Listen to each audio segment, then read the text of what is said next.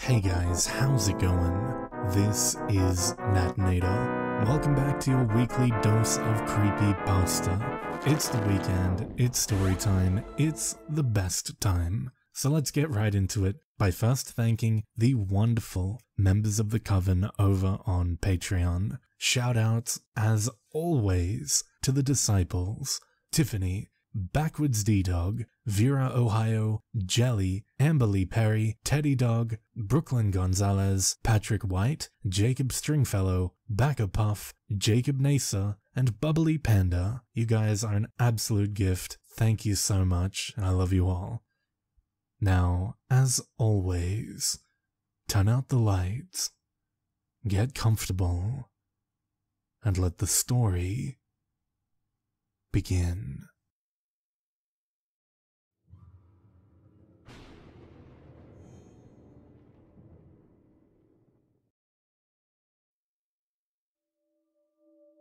It was just before sundown on a Tuesday evening that the artist hauled the tools of his trade through the forest. His bag was heavy, but he had no regrets about choosing the eastern woods, far off the beaten path. The place had a calming, warming effect, despite the chill in the autumn air. The turning leaves shimmered as the sun lowered slowly toward the horizon. The only sound was a light breeze whispering through the trees. No matter how perfect the setting, the artist knew he could not go much deeper into the woods. He would have to be back by midnight, if not before, and there was work to be done. He'd almost given up on finding his perfect setting when it seemed the trees suddenly opened up before him. He could never be sure afterward if he stumbled upon the place by pure chance, or if something had baited him in. In any case, the artist found himself standing in a large clearing. In the center of the area, a large outcropping of rocks rose out of the earth like a tongue protruding from a giant maw. The entire site was anything but natural. Ragged holes remained in the ground where trees had been ripped out down to the roots. Large stones lay scattered around a cave in the center of the mass of rock. They looked as though they had been cut and hurled out of the living rock to create the cave. The artist was used to strange sights, but the scene before him gave even him pause. It was completely alien to the forest surrounding it. Despite the profound wrongness of the place, the artist stepped into the clearing. He moved carefully around a large gash in the ground and slowly approached the cave. He was 10 feet past the tree line when a voice rang out from the cave in front of him. Its pitch was high and light, but it reverberated through the ground beneath the artist's feet. "You are unlucky to have found this place," said the voice. "For now, you must die." The artist did not scream or flee. He merely stopped and raised an eyebrow at the gaping hole in the rock. "May I ask why?" said the artist in a dark baritone voice. The creature in the cave did not respond immediately, possibly confused by his bluntness. As it responded, the artist took note of a strange breathy quality to the voice. It sounded like some sort of speech impairment that did nothing to take away from the ominous quality of the voice. He was unable to tell if the voice was male or female. "You have found the lair of the hunger, mortal," said the creature slowly and deliberately. "My purpose is to consume, for I am the maw of the devourer. You shall serve this purpose." The sound of a loud footstep echoed from the darkness in the stone. "That would be unwise," said the artist. A loud stomp came from the cave. "Do you dare toy with me?" asked the hunger. Its tone was somewhere between annoyance and rage, but it did not emerge from the cave. It waited for the artist to reply. "No," said the artist, "I don't, but I have something here that may change your mind." The man laid the body bag he had carried onto the ground. He pulled open the zipper and revealed the face of a dead woman within the bag. Still, nothing replied from the darkness. "I'm an artist, you see," he continued, his voice brimming with pride. "And this is my work." "That is flesh to be consumed," said the hunger. "Explain why I should not consume you along with it." The annoyance had been replaced by a slight intrigue. "This is my art," the man said in a theatrical tone. "Steel and blood are my brushes and paints. Flesh is my canvas. I create marvels that draw the eye to what would normally be an ordinary piece of meat. This is only the first of my works. I will bring them all to you, so that someone will finally appreciate them." "I do not appreciate," said the hunger. "I only consume, whether it be art or refuse, living or dead. But your bargain intrigues me, mortal." "I will take what appreciation I can get," said the artist, placing as much eloquence as he could into his wording. "I will create great art for you. I will present you with works such as you have never seen before." A pause followed. The artist hoped he had not failed. His speech did its job. "Enough talk, artist," said the hunger. "Bring me my meal. I hunger." A smile formed on the artist's lips. As he removed the body from the bag, a growl came from the cave. He could almost feel the ground beneath his feet echo with the sound of it. The body had a deep gash carved into its neck. The body beneath it was laced with many shallow cuts. Dry blood still lay caked on the skin. The artist picked the body up in his arms and carried it to the entrance of the cave with care. As he approached the opening, he noticed something quite odd. The setting sun had dipped almost to the horizon behind him, casting a golden light over the outcropping of rock. The light should have illuminated the interior of the cave, but the darkness had not dissolved a bit. The artist felt as though he was staring into an endless void as he carefully placed his work on the ground before the veil of shadow. 2 heavy footsteps sounded within the cave. The artist watched as a hand protruded from the shadows and grabbed the body. It was more claw than a hand, large enough to envelop the waist of the corpse. It quickly dragged its prize into the darkness. The artist sat down on a boulder as horrifying sounds echoed from the cavern. He pulled a pack of cigarettes from his pocket, placed one in his mouth, and carefully lit it with a match.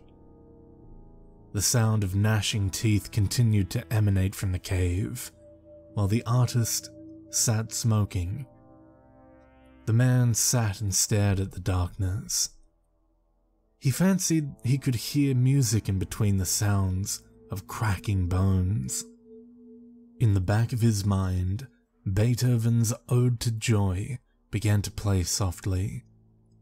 It was the song he had played as he created his first work, even in the dark corner of the world he found himself in. it seemed appropriate for it to accompany his success. He had found a patron. As the noises from the cavern ceased, the artist had begun to hum. He had just put his cigarette out on the rock beside him as the hunger spoke from the darkness once again.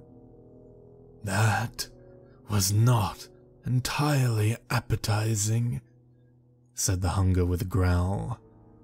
"It was dry and tasteless." The artist stood up and faced the cave entrance. "That would be because the majority of her blood was outside her body at the end of my work," he said. "I'll be sure to change my methodology next time."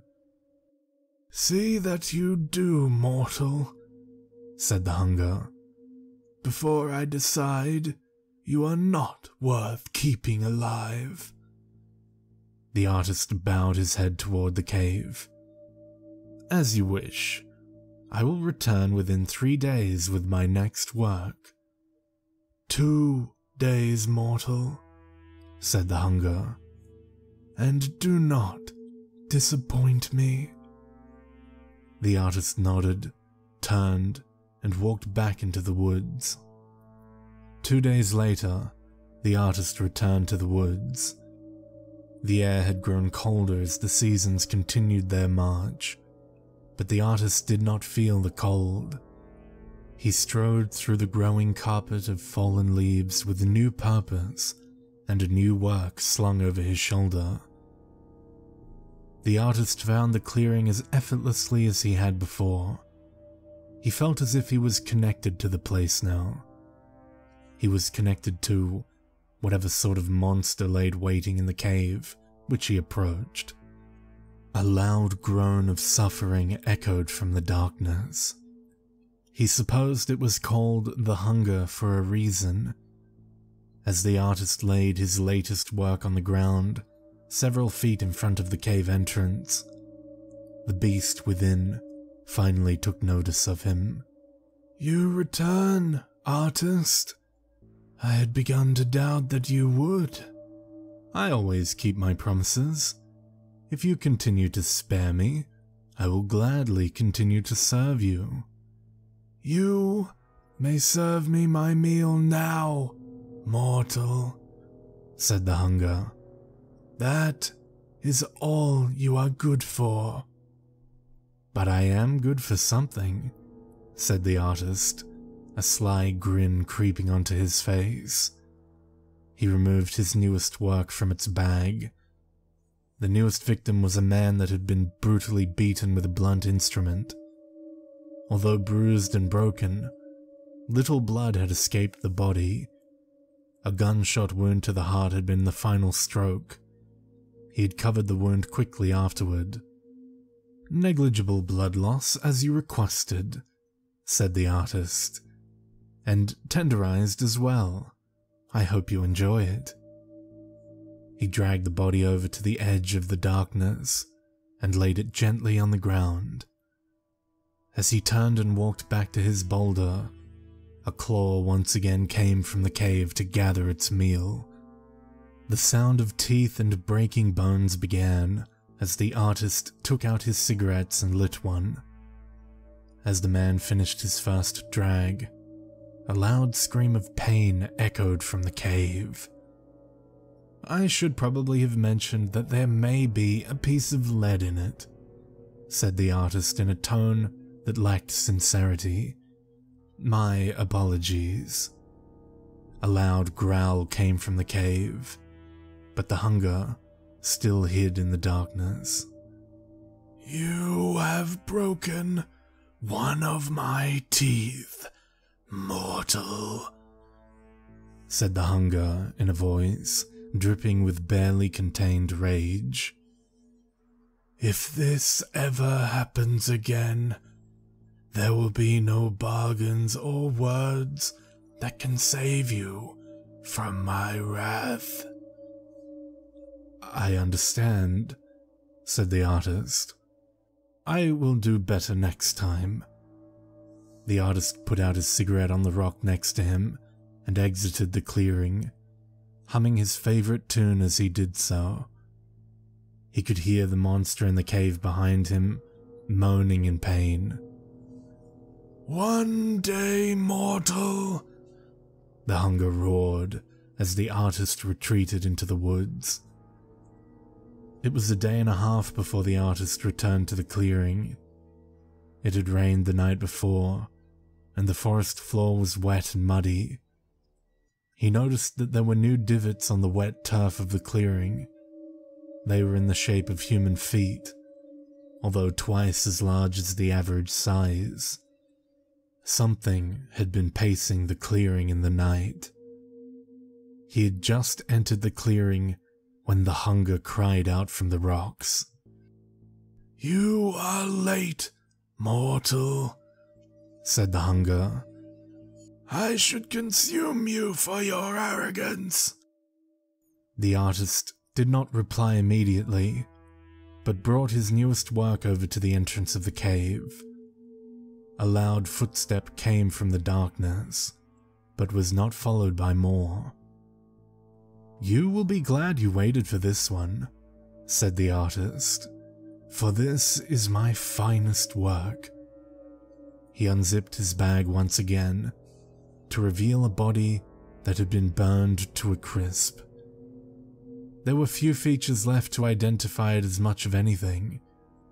Seared to a crust on the outside, and then extinguished to keep it relatively rare on the inside. I think you will be pleased. The hunger made no sound other than a very light growl. The artist put the charred remains on the edge of the darkness, and made his way to his seat as the hunger dragged its prey into the cave. Its arm reached out farther than the previous times, and the artist saw part of its forearm. It was large as the hand, but looked withered and sickly. The artist hummed his symphony as he lit the day's cigarette and listened for sounds of approval from the cavern. He could hear the crackle of the burnt skin below the cracking of bones. He had finished smoking by the time the hunger had finished its work.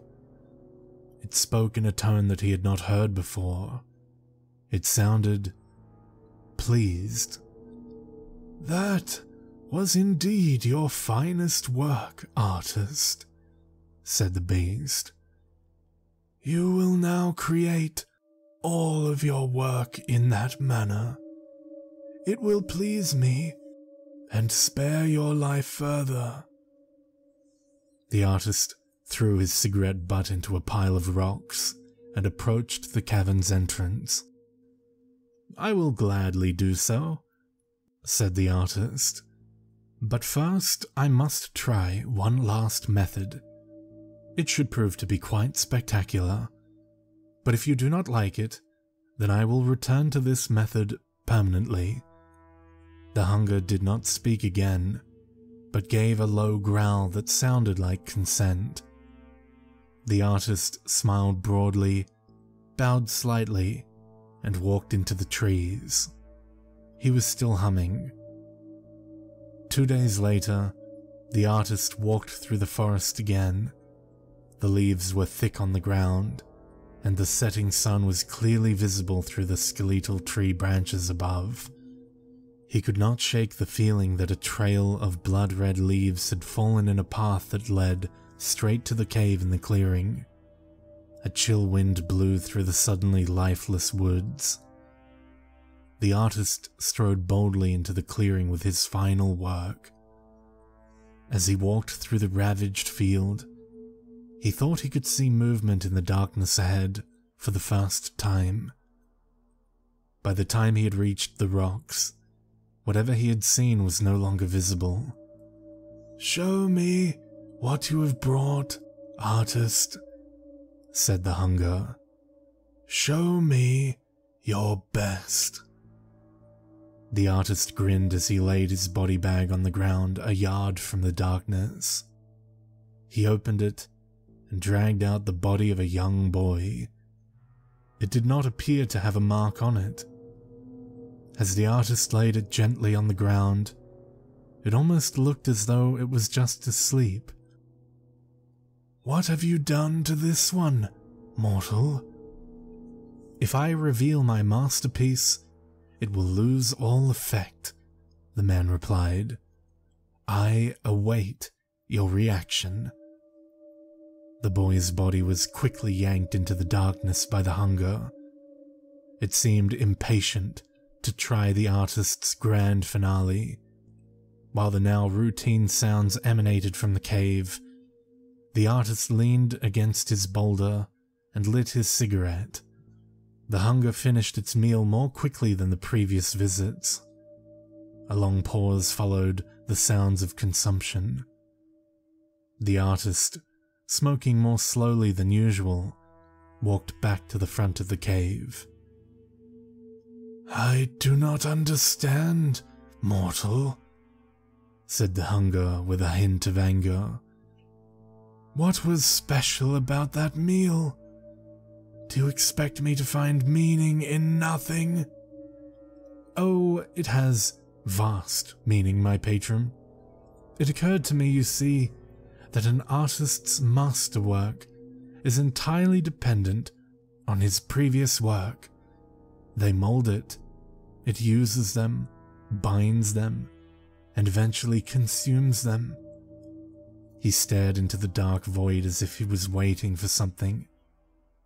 The hunger began to speak again, but was cut off as its voice gave rise to an inhuman shriek of pain. A loud slam came from the darkness, as the hunger apparently had fallen to the floor of its lair. Loud moans continued to pour out of the monster, as the artist calmly placed his cigarette on a rock. "That boy was only the beginning," said the artist. "There was enough poison in his system to kill 20 men, or one monster, apparently." As a long scream of agony echoed through the clearing, the artist returned to the bag he had brought and extracted a gas can from the very bottom of it. He did not enjoy killing children, but it had been necessary this time to reserve room for the can at the bottom of the bag. He reflected that one must make sacrifices for the sake of art. He removed the cap from the gas can and smiled as the smell of kerosene wafted up to his nostrils. He quickly turned and began to splash the kerosene into the cave, in the direction of the roaring screams. As the can ran empty, a small stream of liquid was left running out of the cave entrance. "You call me a monster?" screamed the hunger, forcing out the words amidst the agony ripping it apart. "Can you face yourself without saying the same?" "You eat men, women, and children," said the artist as he picked up his cigarette from the rock. "You have no remorse, no qualms, and little restraint. Do you think you're better than me?"